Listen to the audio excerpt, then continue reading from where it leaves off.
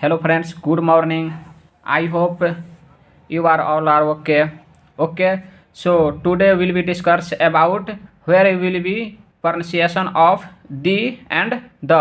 Actually आज हम ये डिस्कस करने वाले हैं कि द कहाँ उच्चारण करेंगे और दी कहाँ उच्चारण करेंगे। ठीक है, तो ये बहुत इंटरेस्टिंग टॉपिक होने वाली है। इस वीडियो पर आप शुरू से लेकर लास्ट तक बने रहिए, आपको कुछ ना कुछ आप यहाँ से टेक्निकल चीज़ लर्निंग हो पाइएगा। तो चलते हैं बिना वेस्ट टाइम किए हुए इसको शुरुआत करते हैं। तो सबसे पहले हम ये जानेंगे, ये जो द है, ठीक है, इसको हम लोग कभी कभी दे उच्चारण करते हैं और कभी कभी द। हमारा रीजन ये आता है कि द कहाँ बोले और दी कहाँ बोले। ठीक है, तो सबसे पहले ये हम जानेंगे कि दी किसका भाग है। ठीक है, तो देखिए आर्टिकल तो आप लोग जानते ही होंगे। आर्टिकल यानी इसका हिंदी होता है अग्र शब्द। इसका और एक मीनिंग होता है अनुच्छेद। तो अनुच्छेद वाला नहीं, हम इंग्लिश वाला आर्टिकल पढ़ रहे हैं। ओके, तो देखिए आर्टिकल जो होता है ये दो भागों में डिवाइड हुआ रहता है। ठीक है, एक होता है डेफिनिट, डेफिनिट आर्टिकल, और एक होता है इनडेफिनिट आर्टिकल।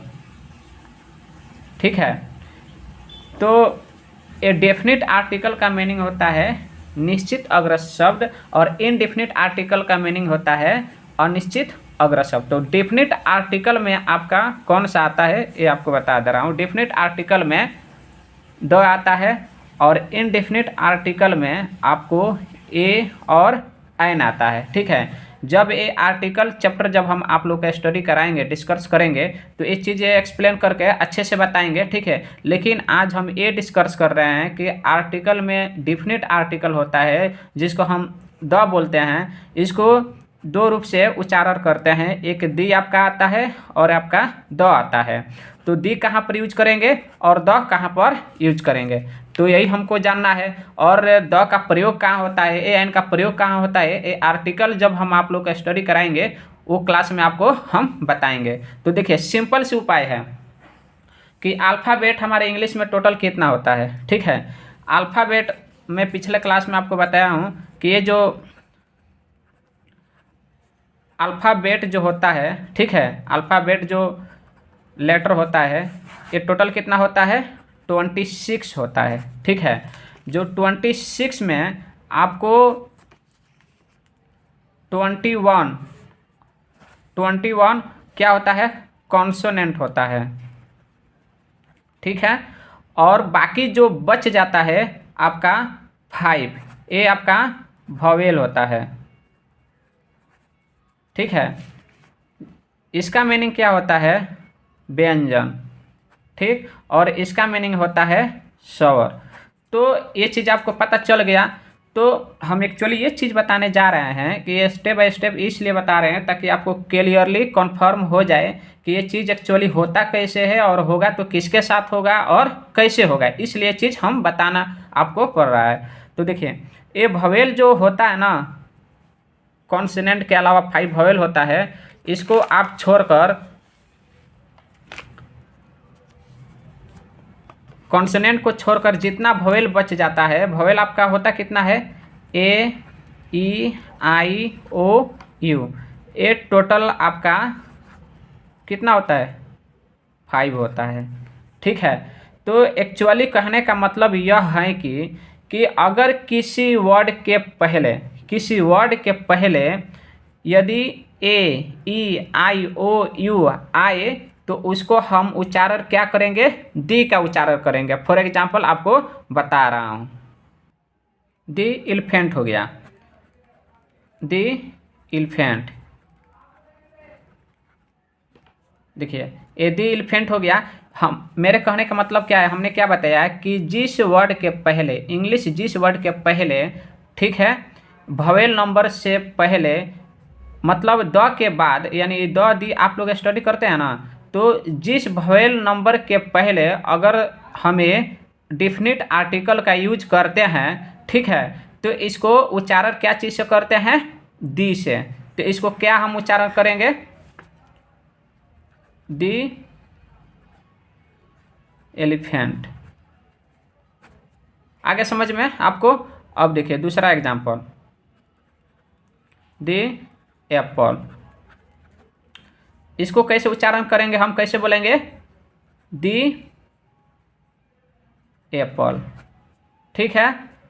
फिर एक और देखते हैं, दी एंट। इसको क्या उच्चारण करेंगे, दी एंट। ठीक है। फिर एक और देखते हैं, दी एग। तो इसको क्या बोलेंगे, दी एग। ठीक है। फिर एक और देखते हैं, अम्ब्रेला।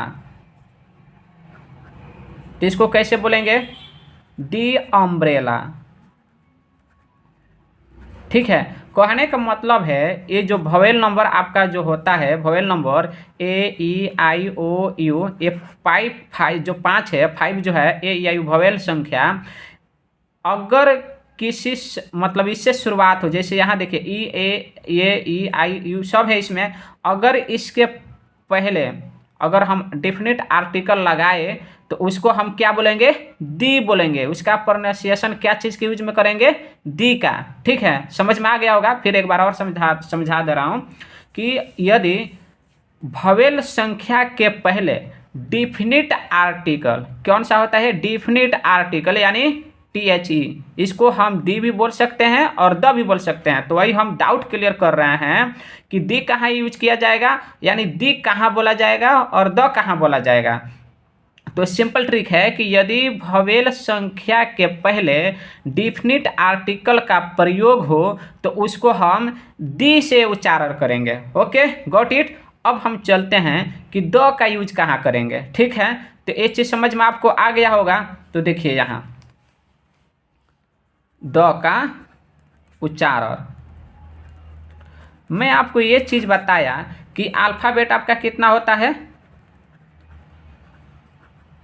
अल्फ़ाबेट आपका मैं 26 बताया। ठीक है, तो 26 में 5 आपका तो वोवेल हो गया, वोवेल्स हो गया। ठीक है, तो ये वोवेल्स छोड़कर आपका कितना बच गया यहाँ, 21। तो बाकी शब्द के पहले वोवेल संख्या को छोड़कर बाकी शब्दों को, बाकी लेटरों को पहले यदि डिफिनिट आर्टिकल का यूज हो, कौन सा आर्टिकल, डिफिनिट, इनडिफिनिट नहीं। इनडिफिनिट में ए एन आता है और डिफिनिट आर्टिकल में दी द आता है। ठीक है ना। तो डिफिनिट आर्टिकल आए तो उसको हम उच्चारण क्या बोलेंगे, यानी क्या चीज़ से बोलेंगे, उसको प्रोनाउंसिएशन करेंगे द का। क्या चीज़ का, द का। फॉर एग्जाम्पल मैं आपको बता दे रहा हूँ, जैसे द बॉल, तो इसको उच्चारण क्या बोलेंगे, द बॉल, ना कि दी बॉल। दी बॉल बोलिएगा तो आपका रॉन्ग हो जाएगा। दी बॉल कहाँ बोलेंगे, अगर यदि यहाँ वोवेल्स नंबर आया होता तब हम यहाँ क्या बोलते हैं, दी बोलते हैं। ठीक है, लेकिन यहाँ क्या है, एक कॉन्सोनेंट है, ये क्या है, बी कॉन्सोनेंट है, इसलिए कॉन्सोनेंट कितना होता है, 21 होता है, इसलिए यहाँ हम क्या बोलेंगे, द बॉल बोलेंगे। और आपको दिखा दे रहे हैं द कैट, इसको क्या बोलेंगे, द कैट। अब यहाँ फिर एक और देखिए, द टाइगर, इसको क्या बोलेंगे, द टाइगर। ठीक है,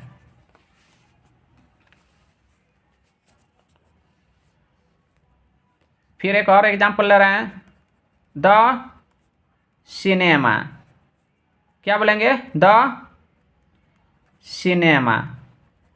अच्छा, एक चीज़ आपको यहाँ सी का हम आप लोग को ऑलरेडी बता चुके हैं प्रीवियस क्लास में, पिछला वीडियो आप जाकर उसमें देख लीजिएगा कि सी को कहाँ स, कहाँ क और कब च बोला जाता है। ठीक है ना, उसमें एक्सप्लेन करके अच्छे से बताए हैं।